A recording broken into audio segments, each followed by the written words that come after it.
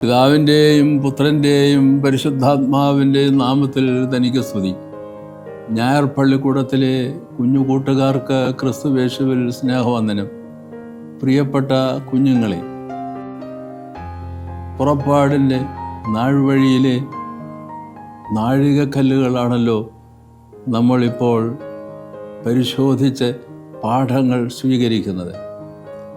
പുറപ്പാട് പുസ്തകം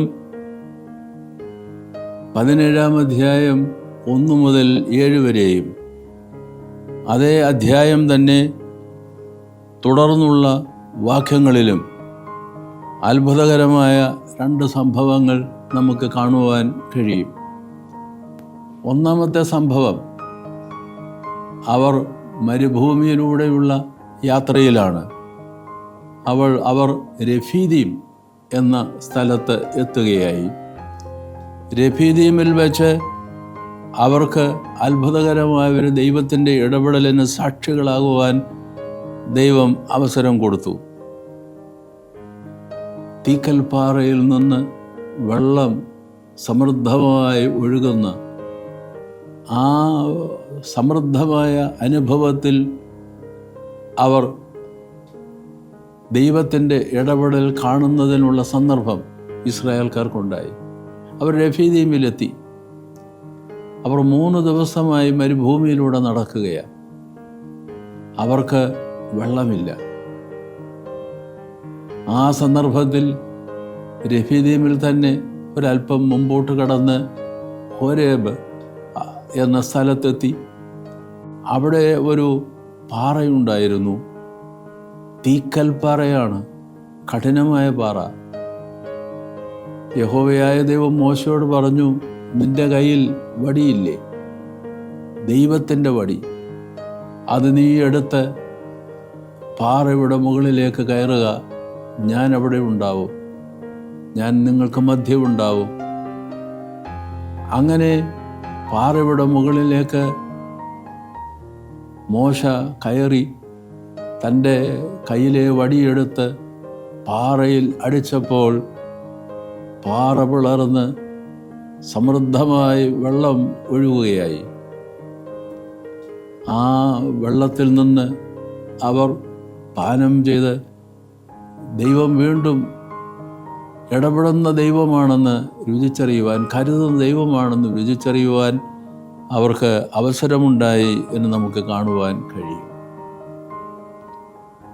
ഇത് ഒന്നാമത്തെ സംഭവമാണ്.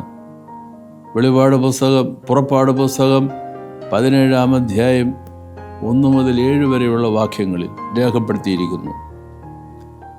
വീണ്ടും രഫീദീമിൽ വെച്ച് മറ്റൊരനുഭവം രുചിച്ചറിയുവാൻ അവർക്ക് കഴിഞ്ഞു.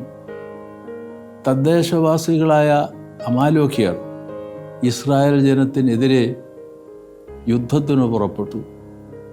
അവർ ശക്തരാണ്, യുദ്ധസന്നാഹങ്ങളെല്ലാം അവർക്കുണ്ട്. എന്നാൽ ഇസ്രായേൽക്കാർ യുദ്ധത്തിന് സന്നദ്ധരല്ല, അതിനാവശ്യമായ പടക്കോപ്പുകളില്ല. അപ്പോൾ മോശ ദൈവത്തോട് പ്രാർത്ഥിച്ചു. മോശ അവരോട് അവൻ്റെ ശിഷ്യനായ യോശുവയെ വിളിച്ചു, നീ യുദ്ധത്തിന് പുറപ്പെടൂ, മോശ പറയുകയാണ്, ഞാനും അഹറോനും ഹൂരും ഈ കുന്നിൻ മുകളിലേക്ക് കയറി ദൈവത്തോട് പ്രാർത്ഥിക്കും. ദൈവം മോശയോട് പറഞ്ഞു, ഞാൻ നിങ്ങളുടെ മുമ്പിലുണ്ടാവും.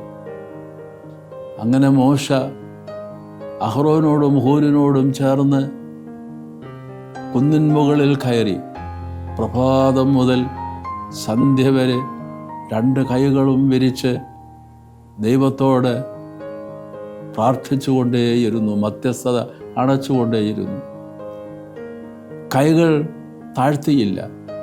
കൈകൾ തളരുമ്പോൾ അഹറോൻ ഒരു കൈയും ഹൂർ വേറൊരു കൈയും താങ്ങിപ്പിടിച്ചുകൊണ്ടേയിരുന്നു. കണ്ണുകൾ ഉയർത്തി കൈകൾ മലർത്തി ദൈവത്തോട് ഇടപെടണമെന്ന് ആവശ്യപ്പെടുകയായിരുന്നു. അതിൻ ഫലമായി ഇസ്രായേലിനു വേണ്ടി യഹോവ യുദ്ധരംഗത്തിറങ്ങി എന്ന വലിയ അനുഭവം. അങ്ങനെ പ്രാർത്ഥിച്ചുകൊണ്ടിരിക്കുമ്പോൾ ഇസ്രായേൽ ജയിക്കും, അമാലോക്യർ പരാജയപ്പെടുന്നു. ഇതൊരു നേർക്കാഴ്ചയായി കാണുവാൻ അവർക്ക് അവസരമുണ്ടായി എന്നാണ് നാം അവിടെ കാണുന്നത്. അവിടെ വെച്ച് രഫീദീമിൽ മോശ ഒരു യാഗപീഠം പണിതു. ആ യാഗപീഠത്തിന് അവൻ യഹോവ നിസി എന്ന് പേരിട്ടു. യഹോവ നിസി എന്നാൽ യഹോവ എൻ്റെ കൊടി എന്നാണ് അർത്ഥം. യഹോവ നിസി, യഹോവ എൻ്റെ കൊടി. അതുകൊണ്ട് ഇന്നത്തെ ഈ പാഠത്തിന് രഫീദീമിലുള്ള ഈ 2 അനുഭവങ്ങൾ രേഖപ്പെടുത്തുന്ന, അതേക്കുറിച്ച് നമ്മൾ പര്യാലോചിക്കുന്ന ഈ പാഠത്തിന് നമ്മൾ തലക്കെട്ട് കൊടുക്കാം. യഹോവ എൻ്റെ കൊടി, യഹോവ എൻ്റെ കൊടി, യഹോവ എൻ്റെ അഭിമാനം, യഹോവ എൻ്റെ വീണ്ടെടുപ്പ്, യഹോവ എൻ്റെ രക്ഷ.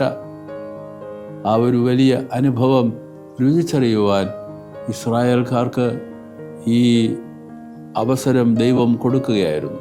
കുഞ്ഞുങ്ങളെ, പുറപ്പാട് പുസ്തകം 17-ാം അധ്യായം 1 മുതൽ 7 വരെയുള്ള വാക്യങ്ങളും അതേ അധ്യായം തന്നെ 8 മുതൽ 16 വരെയുള്ള വാക്യങ്ങളിലും രേഖപ്പെടുത്തിയിരിക്കുന്ന ഈ പുറപ്പാടിൻ്റെ നാൾവഴിയിലെ 2 നാഴികക്കല്ലുകൾ നമ്മൾ വായിച്ച് അതിൻ്റെ പൊരുളും അർത്ഥവും നമ്മൾ ഉൾക്കൊള്ളേണ്ടതുണ്ട്. അത് നമ്മുടെ ജീവിതത്തിൽ ദൈവം ഇന്നും ഇടപെടുന്ന ദൈവമാണെന്ന് തിരിച്ചറിയുവാൻ സഹായിക്കും. ദൈവത്തിൻ്റെ കൃപ നമ്മ എല്ലാവരിലും എപ്പോഴും ഉണ്ടായിരിക്കുമാറാകട്ടെ. യഹോവ എൻ്റെ കൊടി, യഹോവ എൻ്റെ അഭിമാനം, യഹോവ എപ്പോഴും എൻ്റെ സംരക്ഷകൻ, എൻ്റെ ജീവിതത്തിന് പരാജയങ്ങളുടെ മധ്യേ ജയം നൽകുന്നവൻ. ആ അനുഭവം രുചിച്ചറിയുവാൻ നമുക്കെല്ലാവർക്കും സംഗതിയാകുമാറാകട്ടെ. എല്ലാവരെയും ദൈവം അനുഗ്രഹിക്കും.